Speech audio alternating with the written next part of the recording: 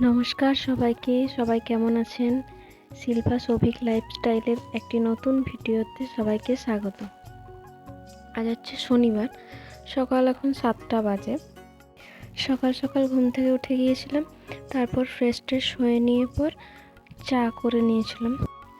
ও উঠে গিয়েছিল, এদিকে ফ্রেশ হচ্ছিল, আর তারপর দুজনে একসাথে চা খেয়ে নিয়েছিলাম। এরপর চলে গিয়েছিলাম রান্নার কাজে। আজ যেহেতু শনিবার আমাদের নিরামিষ, ওই জন্য একটু ডাল বসিয়ে দিয়েছিলাম প্রেসারে। ডালটাকে ভালো করে ধুয়ে নিয়ে পর অনেকবার করে ধুয়ে নিয়েছিলাম, তারপর ডালটাকে প্রেসারে নুন দিয়ে সেদ্ধ হতে বসিয়ে দিয়েছিলাম। আজকেও সকাল থেকে মেঘের অবস্থা খুবই খারাপ। কিছু জামা কাপড় ছিল কাচার, তো সেগুলো আর কাচতে পারলাম না, যেহেতু বৃষ্টি হচ্ছিল, মেলার জায়গা থাকেনি, ওই জন্য আর কাচাই হলো না।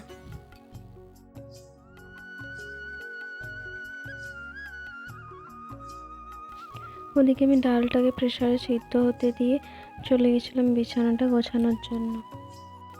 ঘরের মধ্যে যতক্ষণ না বিছানাটাকে গোছানো হচ্ছে, ততক্ষণ যেন ঘরটায় পুরো অপরিষ্কার লাগে।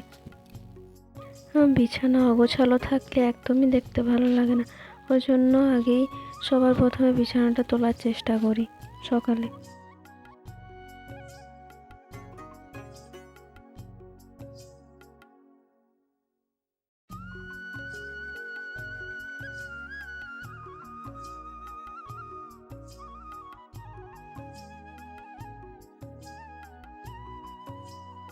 তারপর বিছানা তুলে নিয়ে পর চলে গিয়েছিলাম ঘরটা একটু ঝাড় দেওয়ার জন্য, তারপর মুছেও নিয়েছিলাম ঘরটা।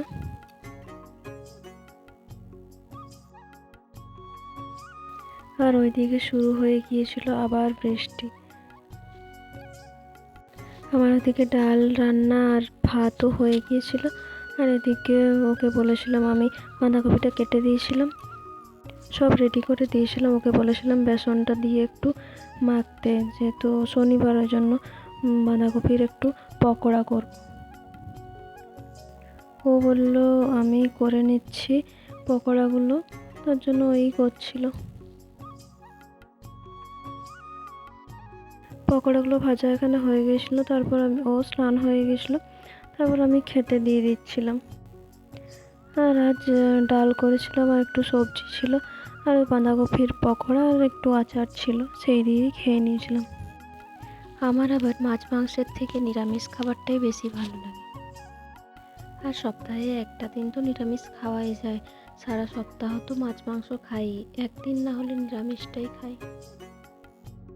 চলুন আমরা খেয়ে নিই, আপনারা ভিডিওটা শেষ পর্যন্ত দেখতে থাকুন।